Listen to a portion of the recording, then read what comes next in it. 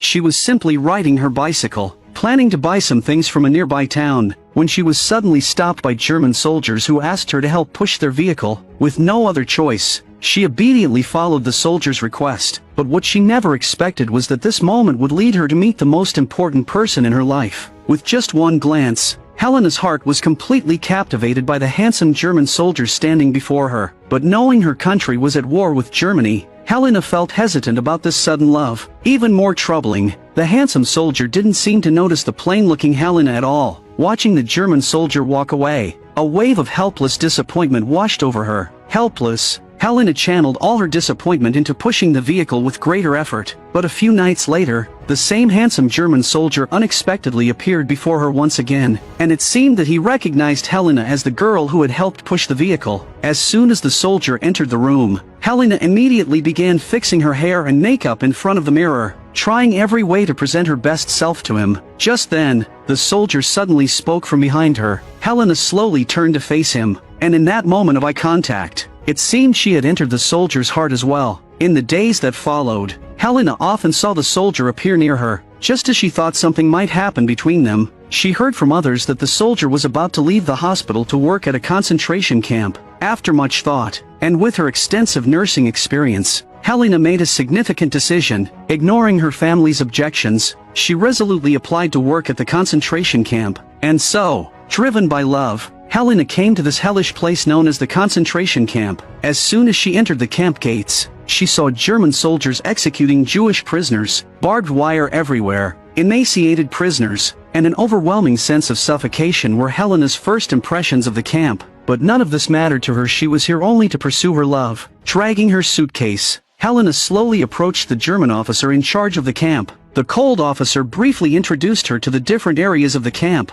In a stern tone, he warned Helena to stay within her designated area and not to wander, or he would show no mercy. Throughout this, the cold officer never once turned to look at Helena. Days passed in the camp, yet Helena still hadn't encountered the soldier she admired, until one afternoon, when a sudden explosion sounded behind her. Turning her head slowly, she saw the prisoners running in panic. Before she could react, another violent explosion erupted behind her. Looking up in shock, she saw fighter planes roaring overhead. Helena was completely frozen by the terrifying scene. In a daze, she walked back toward her workroom, only for a bomb to explode near her. By sheer luck, she survived unscathed. Moments later, her workplace was reduced to rubble. Having experienced such horror for the first time, Helena wandered the camp like a soulless shell. Eventually, a kind German soldier brought her into an air raid shelter. There, she finally encountered the soldier she adored. He too seemed new to the war, sitting beside her with a blank expression and trembling hands as the bombs exploded outside. Seizing the moment, Helena gently took his hand under the pretense of comforting him. This became their first intimate contact. Later, Helena saw a prisoner steal a bottle of medicine. She immediately demanded that he return it to the table, warning that she would alert the guards. But the prisoner pleaded, saying he planned to escape that night and needed the medicine for his illness during the journey. Hearing this, Helena was momentarily at a loss for what to do. Then, the prisoner begged her not to lock the ward door that night to aid his escape. He promised to make it look like the door had been forced open and would not implicate Helena. As Helena hesitated, two German soldiers entered with an injured man. Helena quickly returned to reality and told the prisoners she would pretend she hadn't heard anything. She then left the room, but later that evening, her kind heart wavered once more. After much deliberation, she ultimately chose to help the escaping prisoner. At dawn, Helena was awakened by alarms. Rushing outside, she saw German soldiers assembling. She soon learned they were preparing to chase the escaped prisoner. This completely panicked Helena, fearing the prisoner might expose her involvement if caught. At that moment, she spotted the soldier she admired, Johannes. Learning that Johannes was leading the mission, she begged him to let her join the pursuit. She explained that as a nurse, she could help if any soldiers were injured. Having feelings for her as well, Johannes agreed without hesitation, and so Helena embarked on the mission with her beloved Johannes. After some time, their path was blocked by soldiers. The soldiers informed them that mines had been planted by partisans and the area was impassable for now. With no other choice, they disembarked and waited for the mines to be cleared. Seizing the opportunity, Helena asked Johannes if he could spare the prisoner. To her surprise, Johannes firmly replied that it was his duty, and he could not. Just then, Soviet planes appeared overhead, launching a fierce bombardment. Soviet troops hidden nearby began firing deadly bullets at them. In the chaos, Johannes led Helena in a frantic escape. They hid behind a truck, tightly embracing each other. In that moment of closeness with Johannes, Helena's fear vanished, replaced by overwhelming happiness. As the Soviets held the advantage, the Germans suffered heavy losses and began retreating. Johannes led Helena in a desperate leap into a small river. Bullets whizzed past as they fled through the water. Fortunately, they managed to escape the battlefield. Their bond deepened greatly after this experience. The next morning, they began walking back toward the camp.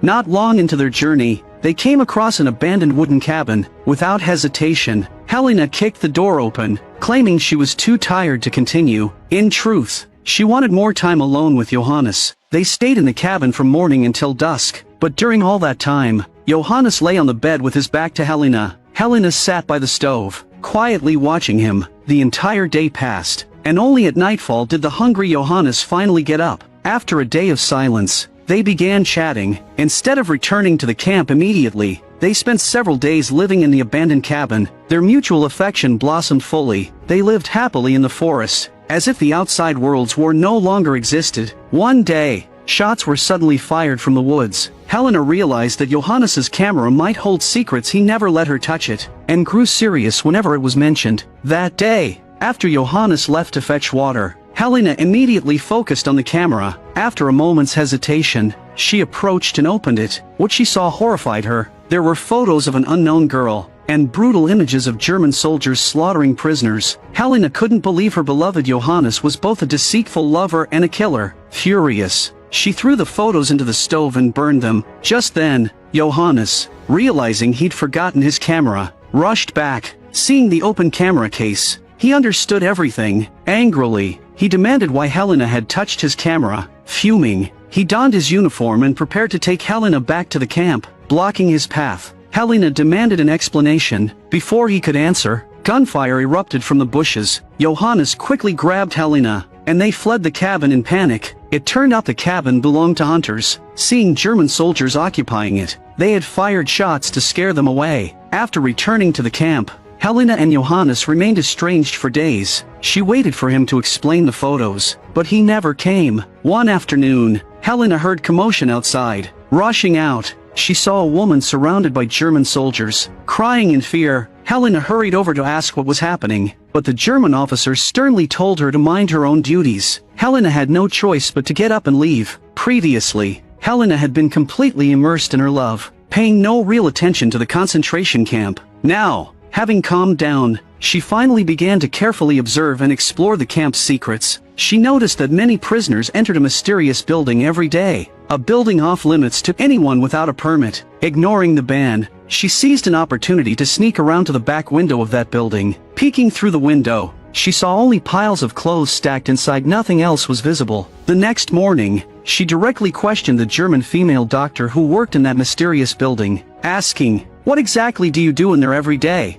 Hearing her question, the female doctor remained silent for a long time before simply saying, "It's my duty." Tears at the corners of the doctor's eyes caught Helena's attention. Afterward, Helena often secretly observed the doctor. She discovered that the doctor frequently wept in private even during cheerful celebrations. As she sang upbeat songs, her face remained streaked with tears, full of anguish and despair, as if trapped in immense helplessness and torment. A few nights later, the female doctor ultimately chose to end her life by poison. As a result, Helena was assigned to take over the doctor's duties, finally gaining the chance to enter the mysterious building and uncover the truth. It turned out that the Germans were conducting various medical experiments on the prisoners. Though Helena was repulsed by these human experiments, powerless as she was, she could only obey orders and continue the work. After several days of cold silence, Helena finally approached Johannes. She told him everything she had seen inside the mysterious building. She had expected Johannes to be just as outraged as she was, but to her surprise, Johannes already knew all about it. He even shared more horrifying truths. Because Johannes worked as an army photographer, he often accompanied German troops, recording many dark secrets that could never be revealed to the outside world. Witnessing countless brutal massacres unfold before his eyes had taken a tremendous toll on kind-hearted Johannes, causing him to develop a condition that made his whole body tremble, his hands constantly shaking. The photos Helena had found in the cabin had been secret evidence Johannes had kept. documenting the atrocities committed by the Germans, and the girl in one of those photos had been his first love, a Jewish girl who was arrested and later perished in the concentration camp. After hearing Johannes' confession, Helena slowly lifted her head, realizing that perhaps only now did she truly understand the man before her. At dawn the next day, Johannes received an urgent order and was transferred out of the camp. Sharp-minded Helena understood that in such chaotic wartime, this farewell might well be their last, but they were merely insignificant figures caught in the tides of history. Their fates were no longer in their own hands. Helplessly, Helena could only watch as her beloved Johannes departed. Without Johannes, the camp suddenly felt like a giant prison, subjecting Helena to endless torment. She proactively went to the German officer, requesting permission to leave the camp. The officer offered her a glass of wine, thanking her for her contributions to the Third Reich. Helena thought this was her farewell toast, but to her dismay, the officer told her, "The war is turning against Germany. Now, more than ever,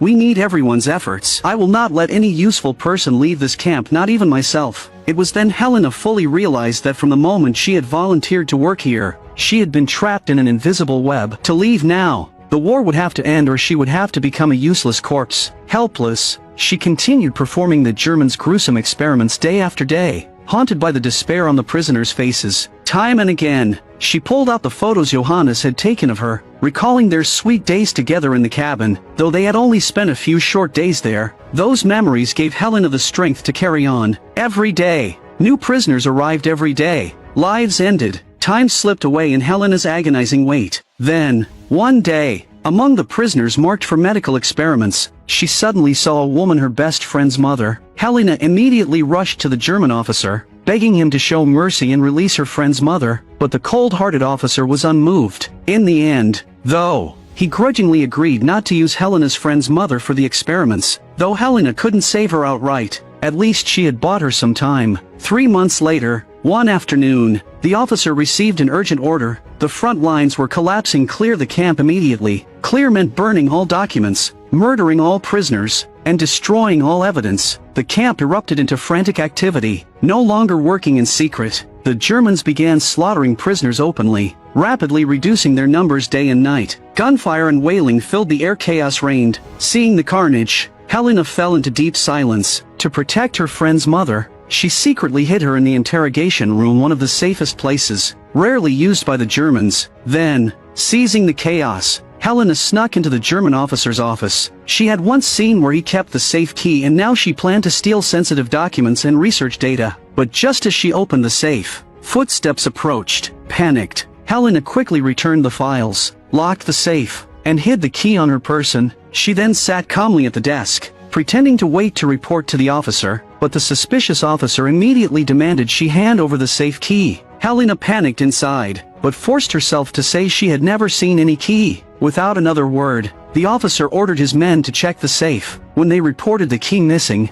the officer slapped Helena hard across the face. That blow awakened a courage long buried in Helena's heart. For the first time, she loudly cursed the officer as a butcher, a devil. She regretted helping him conduct those horrific experiments and cursed him to hell for all eternity. But no matter how Helena raged, the slaughter in the camp continued. She was publicly interrogated for attempting to steal state secrets and aiding prisoner escapes. By then, the Germans had noticed one prisoner missing, Helena's friend's mother. The officer was certain Helena was involved. He told her, "Reveal the prisoner's location, and all will be forgiven." But no matter what promises he made, Helena refused to speak. From a nurse managing prisoners, she was now just another doomed captive. She even lost her beloved long hair. To extract the prisoner's whereabouts, Helena was sent to the interrogation room. There, she also learned from the officer that Johannes' unit had been wiped out by the Soviets. The news crushed her. Her last flicker of hope began to fade. At this point, the Germans were racing to clear out the remaining prisoners. The interrogation room was unguarded, and the prisoner Helena had hidden was still inside. Seizing the moment, the woman emerged and rushed to rescue Helena. Together, they fled the room. Before leaving, Helena sneaked into the officer's office one last time and stole a pistol. With the Germans occupied with their cleanup, the two women had the perfect chance to escape. They hid in a truck among body bags. When the truck reached the burial site, they jumped out. Then, taking the Germans by surprise, they opened fire, killing them and escaping the blood-soaked camp. Afterward, Helena bid farewell to her companion and headed alone toward the valley. She wanted to return to the cabin where she and Johannes had once stayed, their happiest memory. They had promised, if ever separated, they would meet there. Though the officer had said Johannes' unit was destroyed, Helena believed he was still alive. After a long journey, she reached the cabin, but inside, she was startled to find the hunter, the one who had once fired at them. Upon hearing Helena's plan to wait for Johannes, the hunter was moved by her devotion. He offered her the cabin and left her food and even his rifle, and so Helena waited day after day, hope mixed with sorrow. Sometimes she feared Johannes was truly gone, but she kept encouraging herself. Clinging to hope, she refused to leave for food, afraid to miss him if he came. Deep down, though, she was starting to believe the worst. Weak with hunger, on the verge of death, her mind fading suddenly, the door burst open. Through the haze, she saw Johannes. They gazed at each other silently. After a moment, Johannes softly said, "I'm back." Tears poured from Helena's eyes, an emotion no one could understand unless they had lived it. I'm a movie enthusiast. Please subscribe to my channel, and I'll see you next time.